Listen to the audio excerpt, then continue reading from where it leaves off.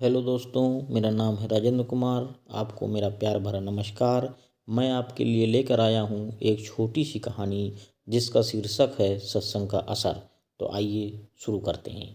डाकुओं का एक दल था। उसमें जो बड़ा बूढ़ा डाकू था वह सबसे कहता था कि भाई, जहाँ कथा सत्संग होता हो वहाँ कभी मत जाना, नहीं तो तुम्हारा काम बंद हो जाएगा। कहीं जा रहे हो, बीच में कथा होती हो तो ज़ोर से कान दबा लेना, उसको सुनना बिल्कुल नहीं। ऐसी शिक्षा डाकुओं को मिली हुई थी। एक दिन एक डाकू कहीं जा रहा था। रास्ते में एक जगह सत्संग प्रवचन हो रहा था।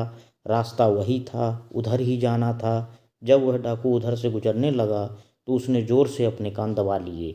चलते हुए अचानक उसके पैरों में एक कांटा लग गया।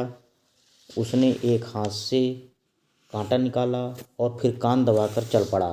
कांटा निकालते समय उसको यह बात सुनाई दी कि देवता की छाया नहीं होती।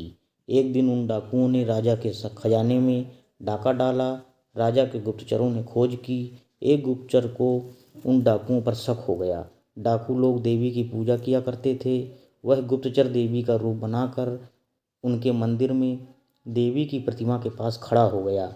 जब डाकू लोग वहां आए तो उसने कुपित होकर डाकुओं से कहा कि तुम लोगों ने इतना धन खा लिया पर मेरी पूजा ही नहीं की, मैं तुम सबको खत्म कर दूंगी। ऐसा सुनकर वे सब डाकू डर गए और बोले कि क्षमा करो, हमसे भूल हो गई, हम जरूर पूजा करेंगे। अब वे धूप दीप जलाकर देवी की आरती करने लगे। उनमें से जिस डाकू ने कथा की यह बात सुन रखी थी कि देवता की छाया नहीं होती, वह बोला यह देवी नहीं है, देवी की छाया नहीं पड़ती, पर इसकी तो छाया पड़ रही है।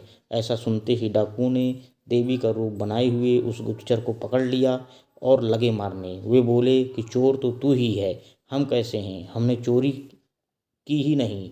वह गुप्तचर वहां से भाग गया। सत्संग की एक बात सुनने से ही फर्क पड़ गया।